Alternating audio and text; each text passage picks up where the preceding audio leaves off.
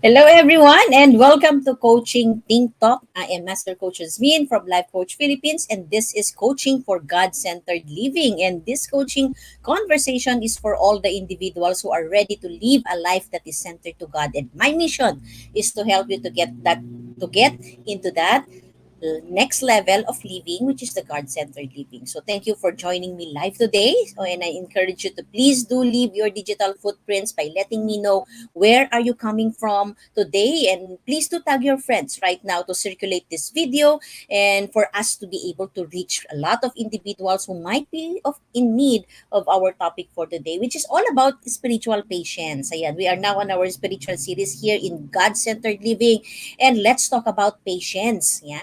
So spiritual patience. So give some shout out. Okay. I also encourage you to give some shout out to all the people who might be celebrating their birthday, who might be needing some encouragement right now. Bigyan niyo po sila ng some inspiring message. Be a blessing to them today by tagging them in the chat box and just giving some Bible verse, giving some quotations to them so that you can be a blessing today. So if you are watching this also on a replay, para po sa ating mga team replay, you can comment #replay. And right now, I am streaming via Facebook page of Life Coach Philippines and YouTube channel Coach AI Connect. So if you are new to our platform, please like, follow, and subscribe so that we can stay connected for future learning. So if this is your first time to join me, I am Master Coach Hasmin. I am a certified CACC life coach, Master Builder Apprentice of Master Coach A, and we build a tribe and we help your unstoppable dream come true. I am also a mental model collector. So every month we are learning from Master Coach A inside the Be Learning Society, all about mental models. And that is something that I would like to invite you also later on. Join us inside Be Learning Society for you to become a mental model collector too. I am also one of the community manager in Coach A Upskills Blueprint Circle, a paid membership group by Master Coach A to all the coaches affiliated in Life Coach Philippines for continuing development, continuing equipping of life coaching and all the resources or master classes, equipping, nandito po lahat yan sa Upskills. So if you're not yet part of Upskills, join us inside now. And I am also part of Coach A Coaching Club, the premier club for coaches and entrepreneurs. And by profession, I am a registered medical technologist before I shifted to a different career industry, which is in marketing, but it's still in the healthcare industry. It is a diagnostic company that I am in right now. I'm the vice president for marketing, and for over a decade already, 13 years, I think I've been in this industry. And at the same time, I am a master coach. I'm the first master coach in the program of Master Coach A apprenticeship program 2 years ago. I am also a certified and mental health coach, master builder apprentice, and of course, scholar of Master Coach A in 6 Steps to Six Figures Speaking Career Training Program. And we have culminated this program, this scholarship, this training, this equipping. And right now, we are helping, together with my other fellow scholars inside, we are helping a lot of people to end their fear of public speaking as well. And I am also a pastor's wife and I have two kids ages 19 and 18. And by heart, I am an entrepreneur. So yan po yung gusto kong gawin. After all my corporate um, years, okay, this is something that I would love to do, to become an entrepreneur, okay? And one thing that I want to really develop is life coaching. And because I believe that coaching will enable individuals to journey from brokenness to wholeness. I am also the founder and creator of Life's Labyrinth Coaching Community. So if you are one person right now who is in the season of that you wanted to end the cycle of chaos into your life, you wanted to end the cycle of yung magulo, 'di ba? Paulit-ulit, you've tried a lot of things but it's still in chaos, okay? So you may want to really have something new into your life again, especially now that 2022 is coming. Baka this is now the time for you. This is now your season for you to end those chaos into your life. Join me inside Life's Labyrinth Coaching Community if you are ready to make order as a priority in your life. And also every Saturday, I would like to invite you. I also have another segment here in Coaching Ting Talk, and that is Coaching for Frontliners. Saturday, every 2 p.m. And together also with my other fellow coaches here in Life Coach Philippines, mga speakers, we also give a talk every 12 noon. It's a lunch date, learning lunch date at Icap Coffee Republic Brewing Live. So make sure that you also join us there by liking the page Icap Coffee Republic. And let's stay connected every 12 noon, okay, as well in Decaf Coffee Republic Facebook page. And of course, this is something that I'm telling to you earlier. So if you want to end your fear of public speaking, we teach you how okay, we teach you how to do the 5 minute talk formula the fun way. Not the hard way, but the fun way. So if this is something that interests you, search nyo lang po sa Facebook, 5 Minutes Talk Club with Master Coach A, and join the group. This is free lang po. So as sabi ko po kanina, this is something that our pay forward for our scholarship with Master Coach A. Di ba? We want to end the fear of public speaking. We want people, okay, to appreciate, to see the power of public speaking. You can change lives definitely. You can transform lives definitely by speaking, public speaking, and telling your story, telling something that is in your heart. So join us inside the 5 Minutes Talk Club. And at also the same time, if you are interested to join us in Life Coaching 101 and you want us to bring mental health conversation inside your organizations, inside your offices or community, do connect with us at Life Coach Philippines because we are willing to give you this kind of services. So this afternoon, okay, nandito na po si Coach Marife. Thank you for joining. Thank you, Coach Nords, Coach Sean, and Coach Tin for joining me this afternoon. So I encourage each and every one of you to put in their hashtag Pack My Bag moment sa lahat po na matututunan po natin this afternoon. Put in their hashtag Pack My Bag moment and Coaching Ting Talk and share it to your timeline so that we can bless a lot of people today. They may not be able to listen to this talk, pero sana mapanood nila, di ba? So, one thing that you can do para mapanood nila, tag niyo po sila sa chat box or share this to your Facebook timeline. And another thing, if you want to stay there longer, yung natutunan mo, ilagay mo siya sa timeline mo. Put in there, okay? For example, God-centered living, yun. Tapos put in there, hashtag Pack My Bag moment, hashtag Coaching Ting Talk. So yung ano po yung aha moments mo, what is your nuggets of wisdom that you will be learning today? Share it into your timeline and be a blessing. So why do we have this episode here in Coaching Ting Talk? Because we want to have a reflection once a week, di ba? If to assess where are we right now in our personal walk and personal relationship with God. Are we still living a God-centered life or are we living a self-centered life? And this episode today, we are going to talk about spiritual patience. So we've talked about spiritual oxygen in the past, spiritual heart disease, spiritual season, spiritual intelligence, spiritual wellness, spiritual maturity, spiritual goals. And today, we talk about spiritual patience. Yan, diba? So if you haven't watched all the previous episodes, you can watch it in the replay here in Life Coach Philippines coaching page. So, patience, yan. Ang patience, what comes into your mind when you hear the word patience, di ba? So, you know what? Patience is actually a person's ability to wait on something. Yan. So, may kasama po siyang pag-aantay. When we talk about patience, when you hear the word patience, it means that you are waiting for something, okay? You are enduring something tedious, 'di ba? Meron kang ini-endure, sige pagpasensyahan mo na 'yan, 'di ba? Yung mga gawin mo lang 'yan, pasensyahan mo lang, 'di ba? Tiyagain mo lang, 'di ba? Without getting riled up. 'Yun. So 'yun po yung isa sa mga definition ng picture of a patience. How about you? How do you picture patience? Type it in the chat box right now and be a blessing. So for you, what comes into your mind? What is a picture of patience para sa iyo? Sabi ng iba, patience is a virtue. Yan, di ba? Are you familiar with that? Have you heard this many times already?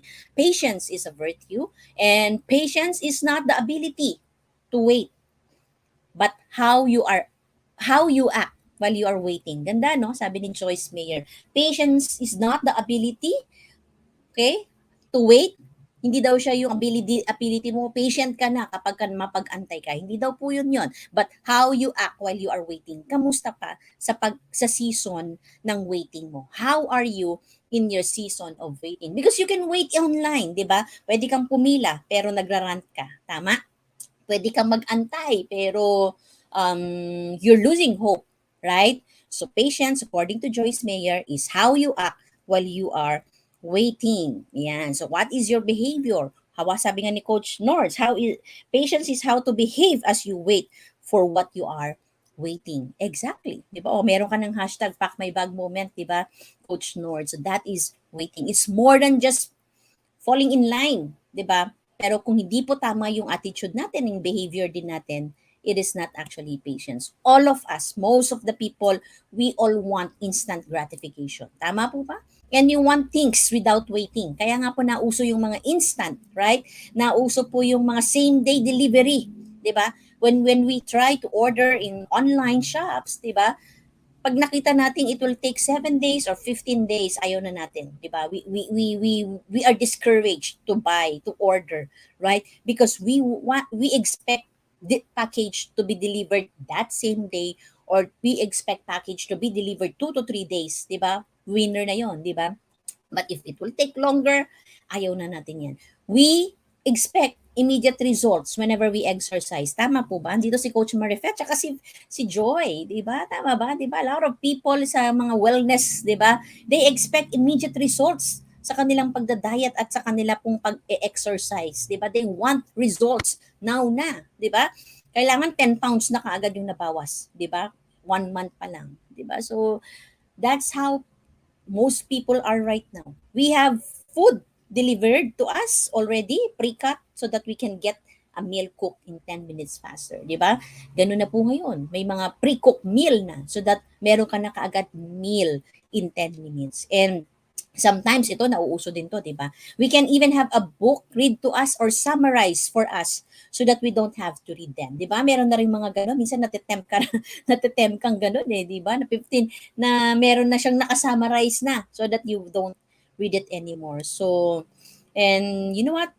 I think this has led us to a life where we have very little patience, 'di ba? Instant coffee, instant noodles, instant everything, fast delivery. 'Di ba, yung fast delivery, immediate same day delivery, those things, 'di ba? This has contributed to us for us to have a little patience. And maybe right now in this afternoon segment natin, it will give us some time to think and reflect.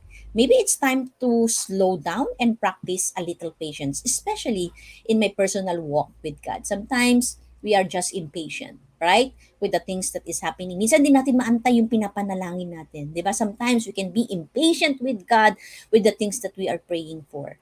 But you know what? It pays to be patient. We need patience. What is your attitude? What is your behavior? How do you act when you are in your waiting season? Sabi ng Galatians 6:9, and let us not grow weary of doing good, for in due season we will reap if we do not give up. Whatever it is that you are going through right now, remember what the scripture says, 'di ba? Do not weary. Huwag ka daw pong mapagod of doing good. Just continue. Okay? If you're praying for something, just continue, because in due season, remember that, you will reap if you do not give up. Parang 9 months pregnancy, right? Pag nagmadali po tayo, hindi po magiging maayos yung kalagayan ng baby. Even in planting, pag minadali po natin yung pag-ani, hindi rin po siya tama, di ba? So, do not give up, okay? Because in due season, you will reap. That's why this afternoon, I'm gonna be sharing to you 4 tips to help you be more patient as a person. So without a doubt, okay, many of people right now needs patience, di ba? So that's why nung nagkaroon nga ng pandemic, di ba, talagang nagmamadali tayo, gusto natin makabalik na tayo sa normal, right? But today, I'm gonna be sharing to you 4 tips to help you to become a more patient person. Number 1 is make yourself wait. The only way, okay, kailangan mong pong i-test yung patience mo. The best way for you to do that is make yourself wait. Diba? So the best way to practice patience is actually to wait, okay? In fact, a study has been published in a psychological science. It shows that waiting actually, okay, waiting for things actually makes us happier in the long run. Have you ever experienced that? Sige nga po, pwede kayong mag-share sa chat box. Kailan yung karanasan mo na naging mas masaya ka when you wait in the long run? 'Di ba? Ang sarap po nun. Ang sarap nung pakiramdam na mabuti na lang nag-antay ako. Right? So, what are those moments into your life na nasabi mo yon? Mabuti na lang talaga I have waited. Right? So, the best things in life comes in times of waiting, when we wait, right? So start with something small. Mag-practice ka. Kailangan mo itong i-practice. Kailangan mong maging tough. Okay? Yung patience toughness. We have to have a patience toughness. So something small like waiting for extra minute to drink that milkshake. Okay? Or then move on to something bigger. You will begin to gain more patience as you practice. Sabi nga ng Proverbs in 14:29, whoever is patient has great understanding. Sila daw yung mga taong mayroong malawak na pangunawa, di ba? But one who is quick-tempered, yung mainipin, displays folly, right? So be a person with great understanding by being patient. So practice patience. Make yourself wait, di ba? Kunyari nandiyan na yung food sa table. Practice ka, okay? Di ka muna kakain. 5 minutes, I will wait. Yan, 'di ba? I-practice mo siya ng i-practice so that you will develop your patience yung patience muscle mo, 'di ba? So make yourself wait. That is the number one tip. There's a lot of things that you can do, 'di ba? Huwag ka munang kumain in 5 minutes pagka nasa table ka na. What else, 'di ba?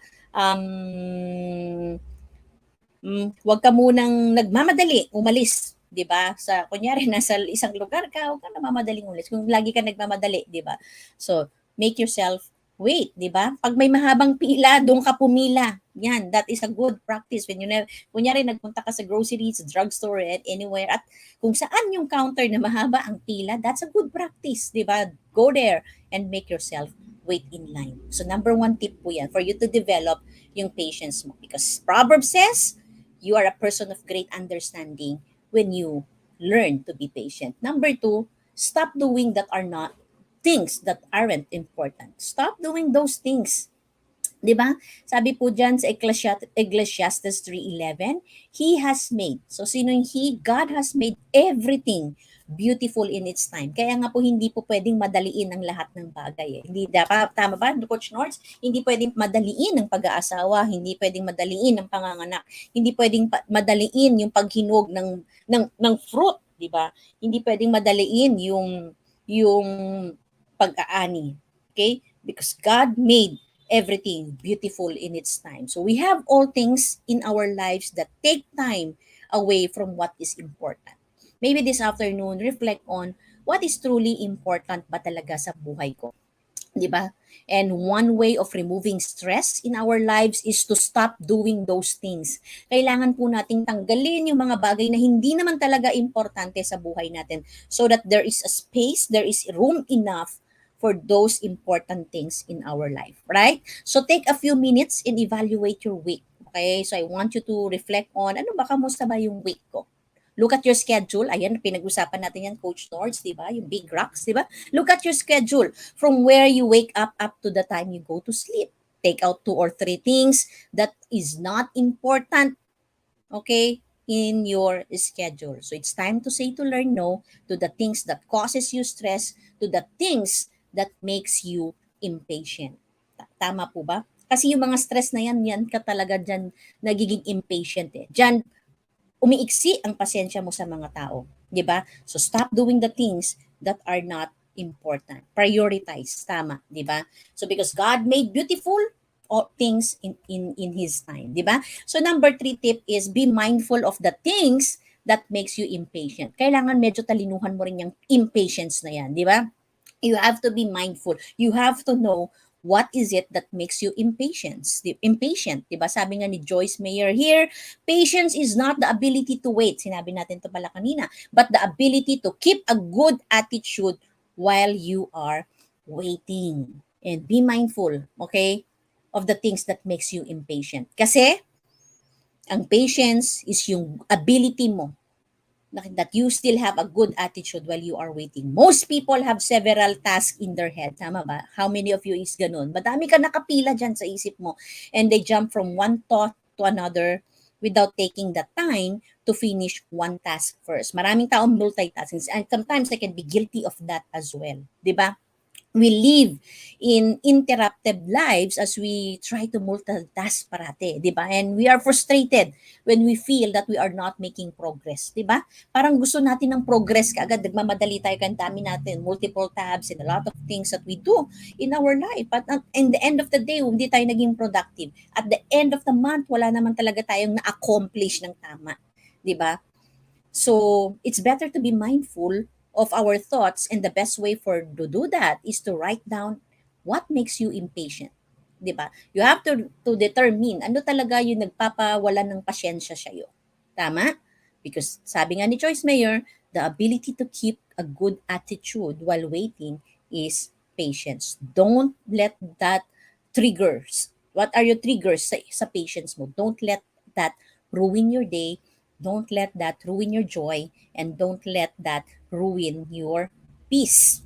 Yan. Mahal po ang peace of mind, 'di ba? So don't let that ruin. So be mindful of the things that makes you impatient. And number 4, relax and take a deep breath. Napaka helpful po nito. Whenever you are in a panic mode, you're in a panic attack, just relax and take a deep breath. In our waiting, God is working. Kaya mag-relax ka lang, maghinga ka lang, take a deep breath, 'di ba? Breathe in and breathe out, because have faith that in your waiting season, know that God is working in your behalf. Tama po ba? So take a slow deep breath, and because that will help you calm your mind, and it will calm your body, 'di ba? Hindi ka magpapalpitate, hindi tataas ang blood pressure mo, 'di ba? That will help you breathe well, magta-travel yung oxygen mo, okay, properly in your blood. And it will supply the right amount of energy to your brain, to the whole system, into your body. So take a deep breath. Relax lang, 'di ba? Inhale, exhale. Inhale, exhale 10 times. Enjoy the breathing, right? So this is the easiest way to help you ease impatient feeling when you are experiencing it, 'di ba? Kapag dumating yung moment, taatake ka ng impatience, 'di ba? Relax and take a deep breath, even for 5 minutes, 10 minutes. Be patient with yourself, 'di ba? And know that God is working on your behalf. Kailangan mo lang ding kumalma, 'di ba? And when you know that God is waiting in your behalf, 'di ba? Wala po tayong dapat ipag-alala, wala po tayong dapat ikatakot. Sabi nga ni Coach Nords, here ako kapag alam ko na pila ang pupuntahan ko, maglo-load ako for data para makapag-online and read on, create content kahit nakapila. See? 'Di ba? So there are things that you can do to avoid impatience, and you can make it productive at the same time. It doesn't have to be to ruin your day. It doesn't have to steal your joy, because you can do it, right? So in these 4 tips, it's time that we all slow down. That includes me as well. That we slow down and practice a little more patience. So we would be less stressed and be more mindful of the things that stress us out. If that leads to being happier, then isn't it worth trying? 'Di ba? Gusto nating maging mas peaceful, gusto nating mas maging happier, 'di ba? So why not try a little patience, spiritual patience into your life? And sabi din po dito, God's timing is always perfect. Waiting is hard. Yes, totoo po yan. Waiting is hard, but it's all worth it. Breathe and let go of the need to know how everything goes. God gets no glory from your need to control this. So give it to God and watch the fresh wind blow. Sabi po ni Coach Living, di ba? So have faith in God. His timing is always perfect. As long as you're doing your thing, as long as you are praying, kung hindi pa time, then it's not yet time. Always remember the best is yet to come. So just be patient. God is in control, okay? And let God do His work, and be patient in your waiting season. So if this is something that you need some processing, if you need some help right now, let's have a breakthrough conversation. You can message me at 0918-944-7841, or email me, or message me in my Facebook account. Okay? So if what is it that is really holding your patience, what is it that um pumipigil sa'yo para maging patient. If that is something that you need to discuss, so let's have a conversation. I invite you, okay, for a discovery session with me.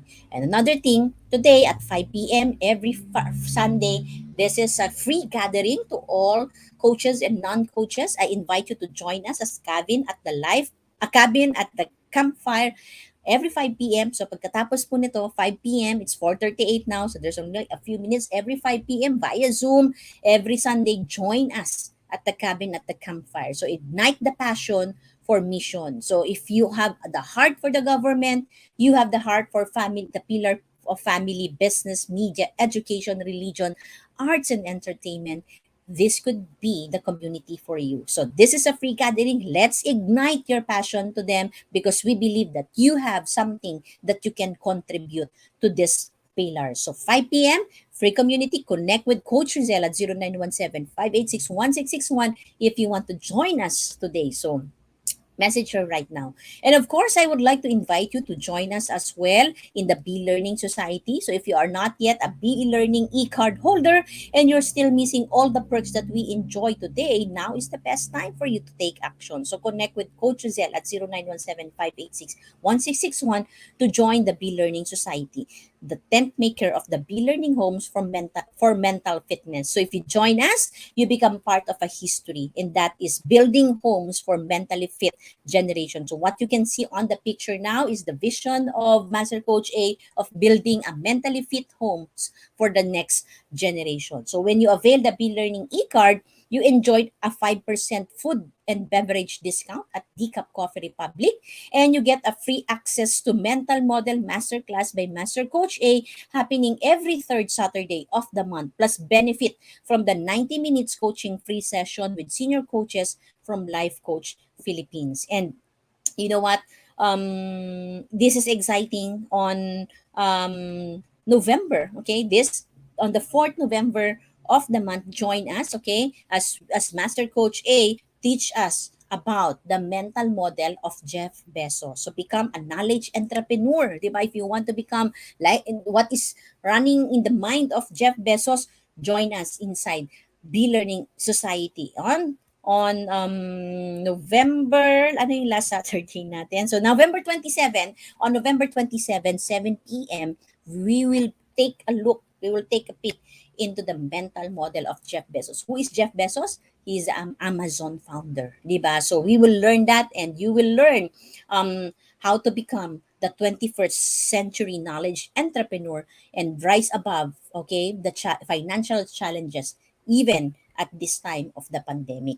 And of course, if this is something that your heart beats, okay, if you want to become a life coach as well, Master Coach A is offering Co-Actively Co-Create Life Coach Certification Program. So this is a CPD accredited course with 40 credit units. So yes, you heard it right. It has 40 credit units. So CPD is all about learning new things or refreshing your knowledge by doing new things. That makes CACC or Co-Actively Co-Create Life Coach Certification Program the perfect track for your continuing professional development. And life coaching is a 21st century learning experience that is empowering professionals to enhance their skills in multiple domains and thereby increasing their relevance in an increasingly complex workplace. So CACC includes 21 days online web-based learning, 3 days live coaching bootcamp with Master Coach A, and 3 days live business bootcamp with senior coaching team. All that, okay, part of the package, part of the Co-Actively Co-Create Life Coach Certification Program. And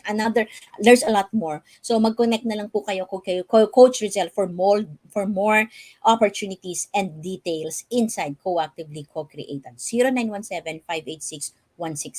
And once again, thank you for joining me live today, and to all our team replay, I encourage you to join us for another coaching conversation tomorrow with Coach Sean for coaching for workforce management at 10 a.m., Coach Marife for coaching for fitness and nutrition at 2 p.m., and Coach Teen for coaching for relation shift at 4 p.m. So once again, this is Master Coach Hasmin from Life Coach Philippines for Coaching Think Talk. So coaches like us think and talk like this. This is us in the Philippines. Love, bam, boom. Bye-bye.